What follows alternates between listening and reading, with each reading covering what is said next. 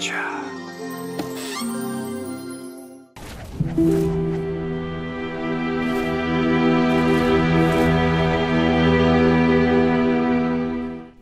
Hey, how's it going everybody? It's theGameconomist here, and today I'm taking another look at the Spotted Whip.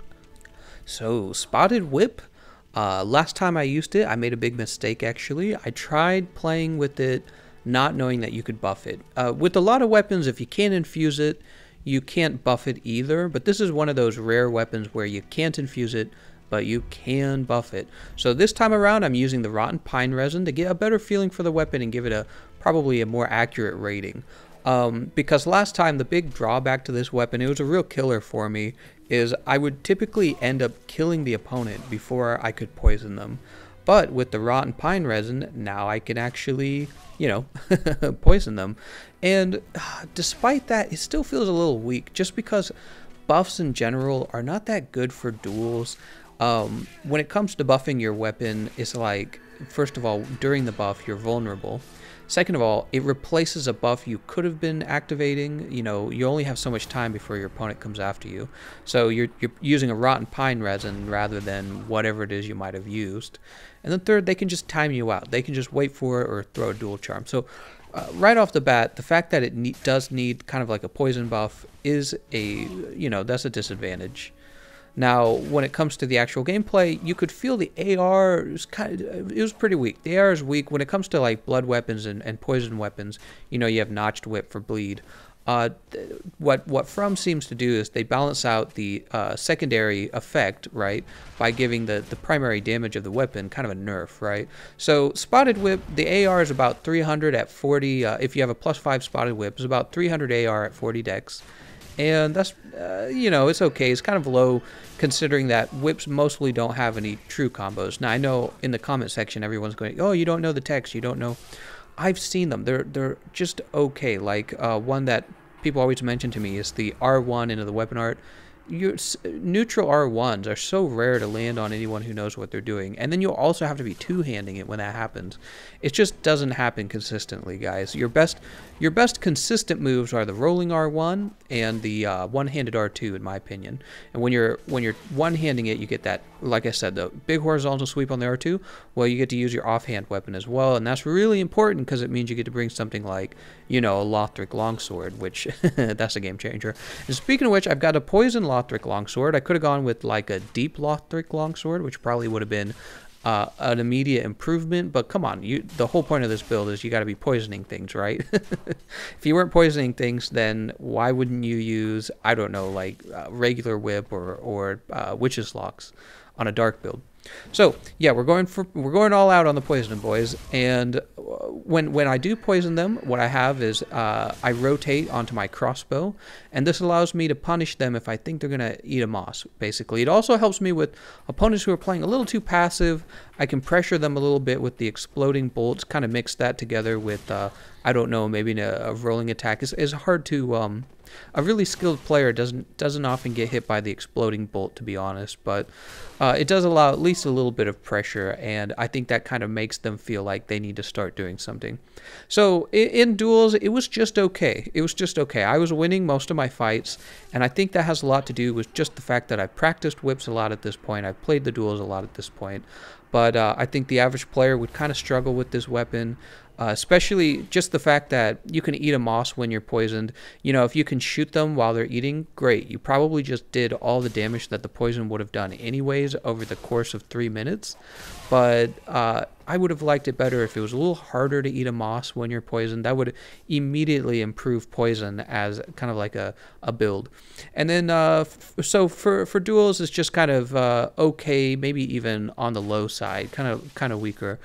For invasions, whips are interesting because whips hit through walls, and their unusual range is good for not punishing, for their unusual range is good for group fights, believe it or not. You're able to get that big horizontal sweep, and then you still have room to roll away, and after you've rolled, the distance between you and your opponent is kind of a safe distance. So whips are unusually good for harassment when it comes to invasions, and at the same time, I'm offhanding a crossbow. Crossbows are terrific. When you're invading, you just harass all day with the crossbow. So it's kind of strange. It's kind of counterintuitive, but I was feeling okay in the invasions with the whip, you know.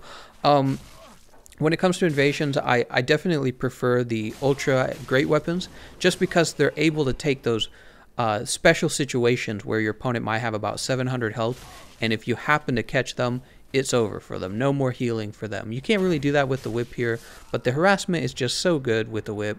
It almost makes me feel like when I do bring a build into an invasion, maybe I need to start considering having a whip as one of my harassment tools. You know what I mean? Just so that I can have access to the wall cheesing and but yeah, it's hard to say. It's really hard to say. There might be a specific build for that.